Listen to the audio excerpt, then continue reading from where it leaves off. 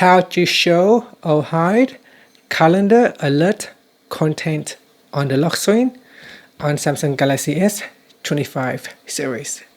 Now from the home screen or in the apps screen, open up the calendar app. Then tap on the menu button and tap on the settings icon. In here, scroll down. Then we tap on alert type. Next, you can choose light or medium and tap on sound. From here, scroll down and tap on lock screen. Then from the pop-up, you can choose to show the content, hide the content, or don't show notifications at all. Select one of the available options and then tap on the back key or tap on the home button to return back to the home screen. Thank you for watching this video. If you found it helpful, please like and subscribe to my channel for more videos.